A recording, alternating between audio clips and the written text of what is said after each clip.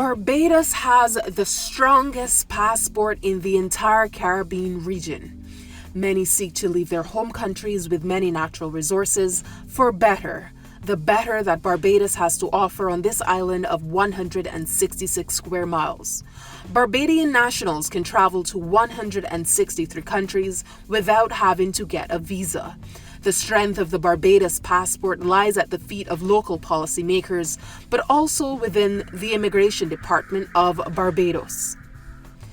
The person sitting at the top is Miss Margaret Innes, Barbados's acting chief immigration officer. This is her story. If you're going to be good at anything you do, you have to do extraordinary things to be excellent. It's not worth it just to be good. You gotta want to be excellent. And for me, I studied all the great sportsmen and how they did it. And the one that stood out for me most was Kobe Bryant. His work ethics were off the chart. He worked out early on mornings and late at night, and it was a mental thing. And for me, I studied that, and here I am today. This island's chief immigration officer is a woman on a mission who continues to inspire change across the civil service and, by extension, the landscape of Barbados. She's a family woman, a corporate executive, an actress, and a friend to many.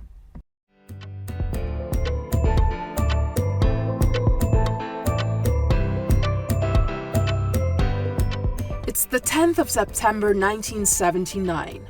Barbados' second Prime Minister, the late Tom Adams, is at the helm of government after winning from the Democratic Labour Party 3 years earlier. Margaret Innes is a young and eager 18-year-old. She has just left school and she's hoping to join the police force, but as fate would have it, she's accepted within the Barbados Immigration Department, and the rest is history. I am not quite sure that I chose immigration. Maybe immigration chose me. I think in 1979, I just left school and I was looking for a job. I started teaching, and then immigration came along. But in fact, and in truth, I really wanted to be a police officer, really, really, really bad. But immigration came along, and it was at a time when there were transitioning from police into a civilian immigration department, because originally immigration was facilitated under the then Royal Barbados Police Force.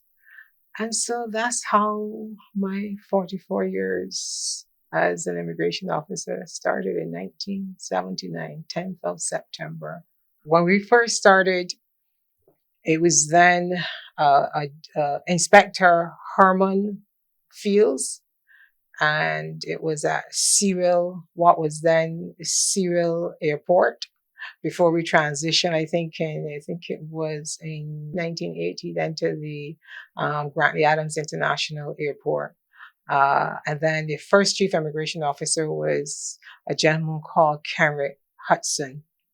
And of course, as the journey went along, you grew, became better at what you did. But a large part of what we did initially was training on the job as immigration officers. We were merged with about 20 police officers who were given the opportunity to come over from police into the civilian immigration department. And so collectively, we all trained together, worked together. We learned from them, because there were about 20 others or 19 others along with myself who came on as civilians. With a team strong of 130 immigration officers, Ms. Innes says that the glue which has kept her over the years at the Immigration Department is simply its dynamism. The Immigration Department, as it evolved, for me personally, I saw it as perhaps one of the most dynamic departments. There was always something fresh, always something new.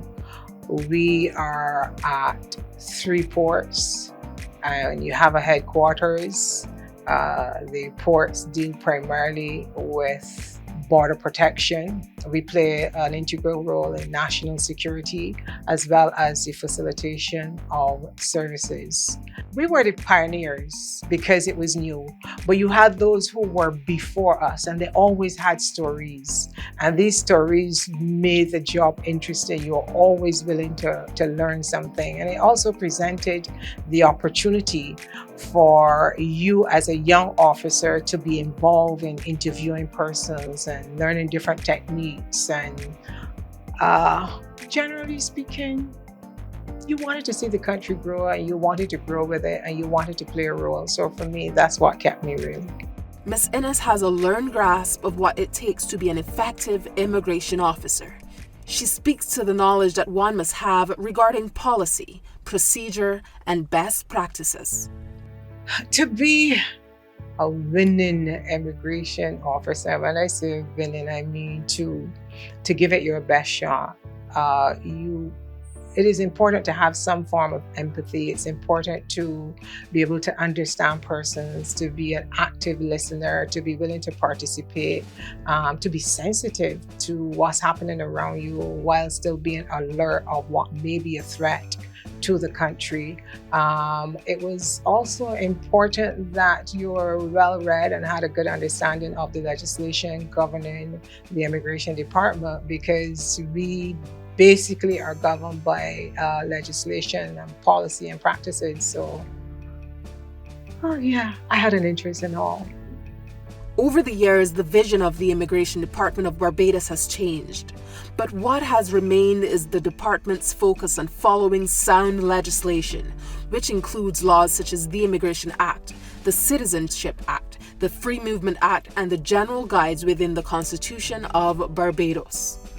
Initially in 1979, when the Immigration Department moved from police, which was primarily a protectionist kind of mechanism, into a civilian, I think at that point in time, the vision of the day might have been to look at exploring how we can facilitate persons who are coming into Barbados, persons who would want to stay in Barbados, persons who might want to go to school in Barbados, persons who perhaps may think of, let me purchase a home here, how can I then stay here? Let me say this, we service both the locals in terms of passports, the international arena in terms of persons who want to invest in Barbados, and then you also have the diaspora who from time to time would want to not only return home, but would want their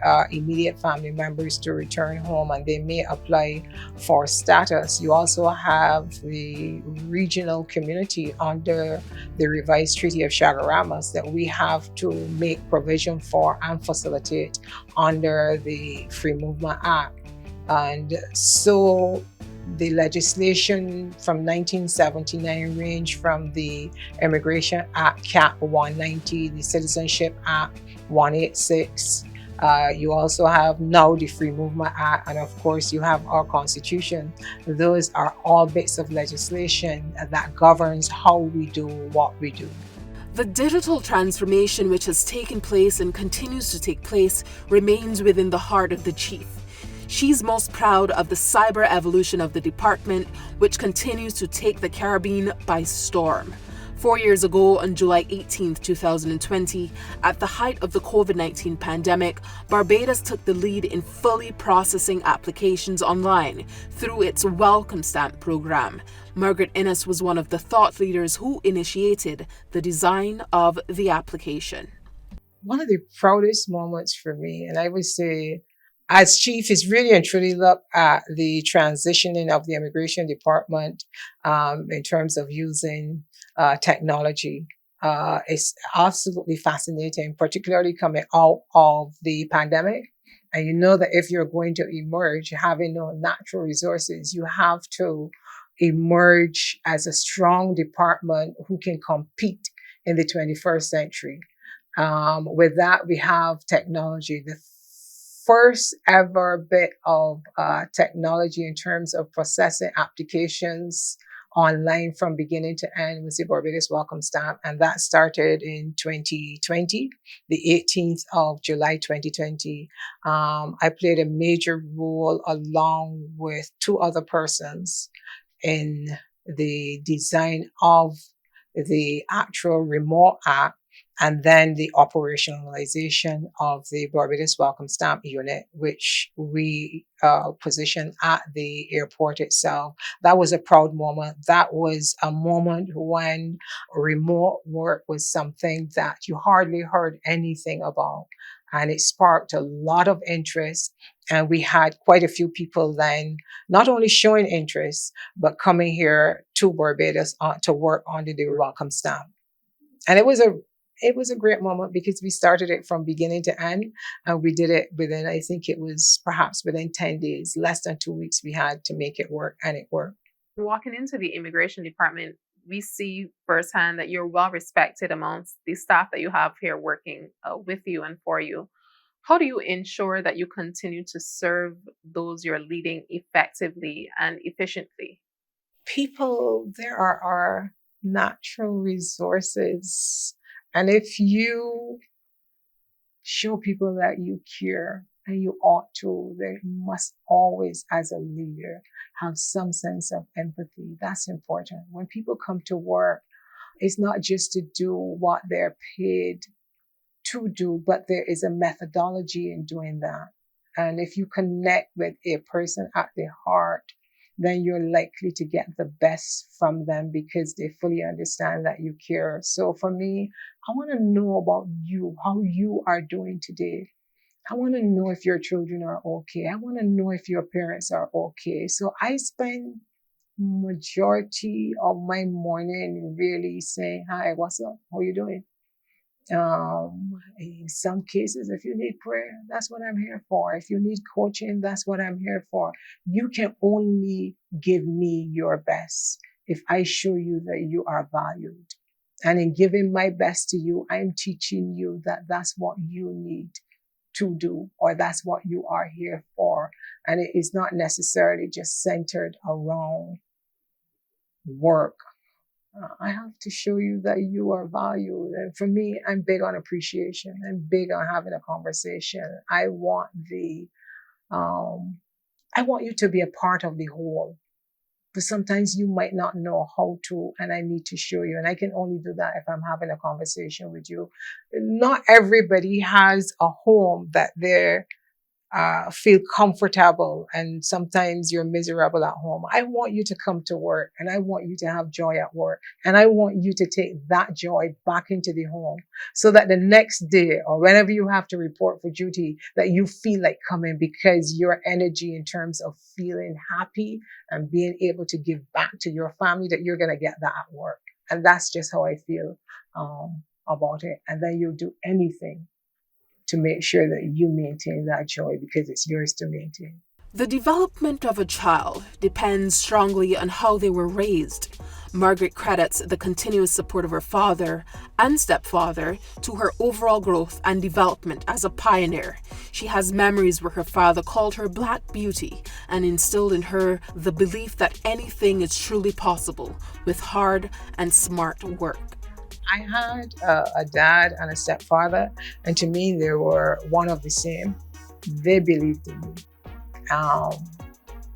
They both called me Black Beauty. They both said, you can do anything. You all know, man, anything, but you can do anything in this life. At that point, as a child, I really didn't understand what that meant. But I am growing up and becoming who I am.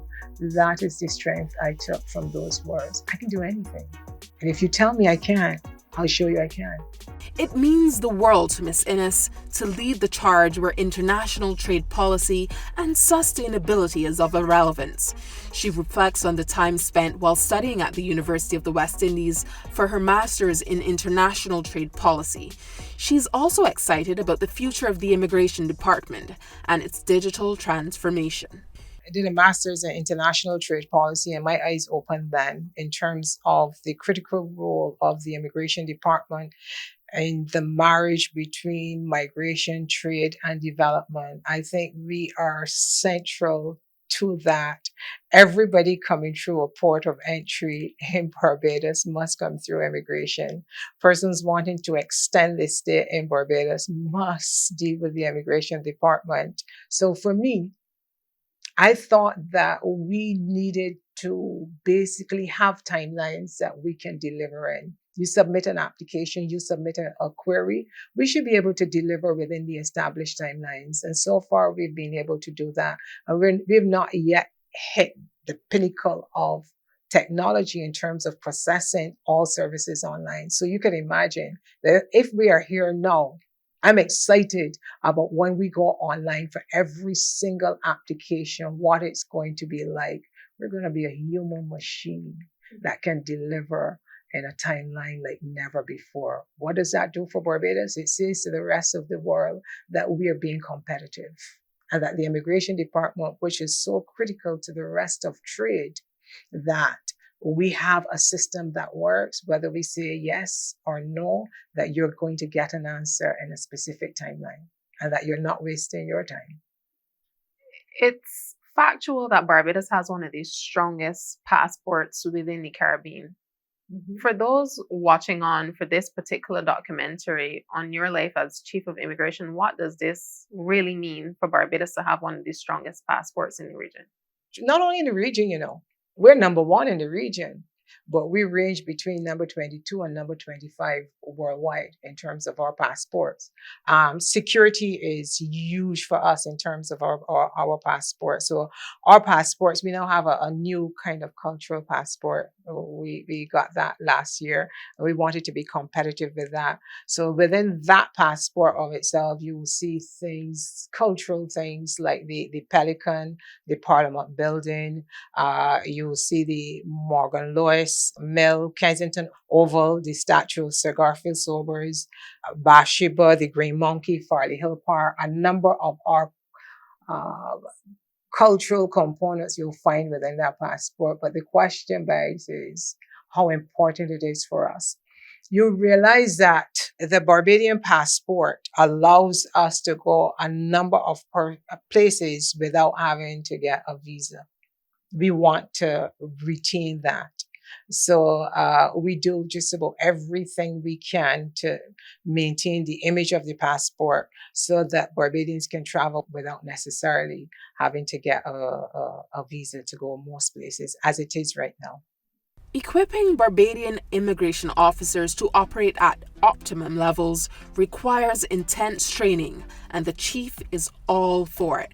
Training is every single thing. Training and effective communication. We communicate sometimes, but you don't understand me, I don't understand you, and then we have more trouble than we started with. So training is everything, effective communication. Some of the other initiatives is that we've had persons who started in 1979, some in 1980. You now have the new qualifications order, and they did not fit into that.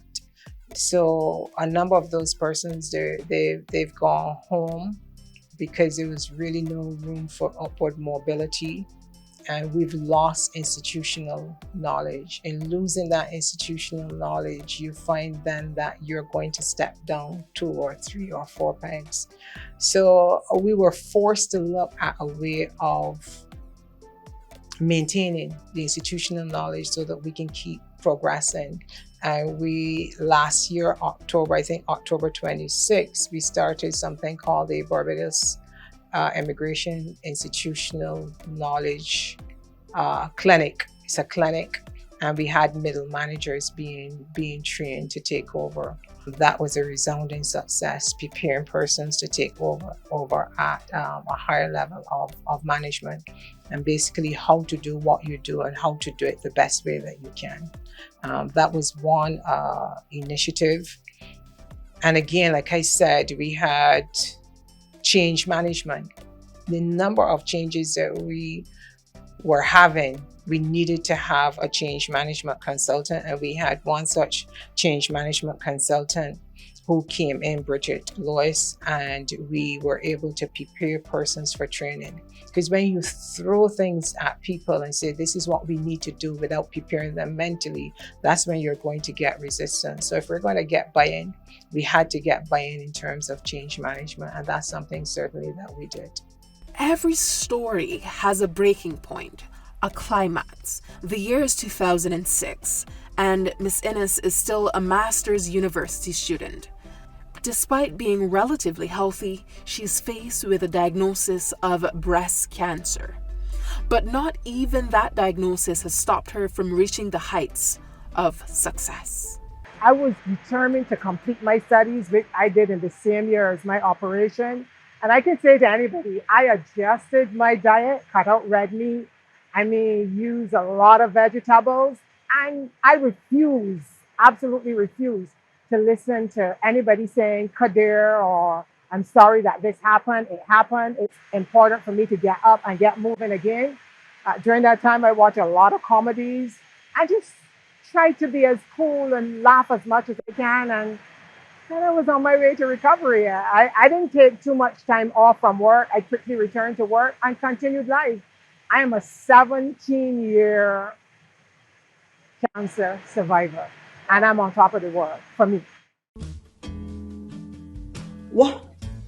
You called me to continue the conversation we started about my cousin ending in the UK? Why thought LCU didn't call back? No. She thought that she'd get an Arabian night or some gold medal. She thought that me and my children would have suffered, but we ain't suffered. My mama, my dad, my dear aunt, my uncles and my brothers, everybody helped me out there. Everybody, the entire village helped me to raise them children. Her love for theatre and acting, and that love has helped her through the difficult times as well. In another vein, we've had conversations prior to this one in terms of your love for poetry and theatre and drama and performing. Let's talk a little bit about that. When I was let me tell you a secret. When I was a little girl, every evening I go home, my dad would say, so what happened today? What did you do? And I recall that I would always not just say, I would always demonstrate, and this body did that, and this is the way they did it. And that became a part of me. So I would write how I feel. I would see moments and capture them in black and white. Art is just one way of life for me. I had the opportunity to be in Green Room Theatre. I had the opportunity to train under, God rest him, his soul, Earl Warner, who to my mind perhaps was one of the best directors ever. And I did a couple productions. Then I was in Beijing Bus Stop as Verna Burton. And that helped me to become who I am today. I saw a lot of peace and patience, and it's been my world life. So it is a love like none I've ever known. Theater is it for me. Writing is it for me. I write my own stuff, and at nights when I may feel down, I play them and laugh. Outside of theatre, she has a solid base which keeps her optimism shining through. The Word of God tells me that I can do all things through Christ who strengthens me. I never make a decision without asking Him, because that's my belief. My belief is that you live your life based on what you believe. I believe in Jesus Christ being my Lord and Savior. And every single thing that I do is based on that. I believe that every success that I have is His success. I'm successful because this is the way that He desires. I also believe that you live the life that you were meant to live if you believe in it. And for me, through Christ, all things are possible. I don't say no to anything that I feel that is within my soul and my passion. I just believe that I was born to do it. As I said to some person recently, whatever you go through, you were meant to go through. You just didn't know. But if you look back yesterday, you'll see I came through it. And I came through it. And today I'm stronger than I was yesterday. But all of that is based on belief. And the chief has rock solid beliefs on purpose and living out exponentially. What qualities you would say help to make an effective immigration officer, particularly here in Barbados within the Eastern Caribbean? I would say, first of all, I know you asked about an immigration officer, but let's look at leadership. I think that leaders need to look at collective power. The power is just not at the top. How you can transfer that power amongst all your staff, those internal stakeholders. You have to be passionate. There needs to be a measure of emotional intelligence. Have to have a desire to want to win it, to be in it to win it. Paying attention to detail, that's critical. And having a sharp eye for national security, border control, and giving excellent service. Because so often we are customers. So just give what you want and give it at your best, and you get it back. So you guys are all prepped? You sure? We'll soon find out. Okay, great. I do swear that I will be faithful and bear true allegiance to Barbados according to law, and that I will faithfully observe the law of Barbados and fulfill my duties as a citizen of Barbados. So help me God. Amen. Well done.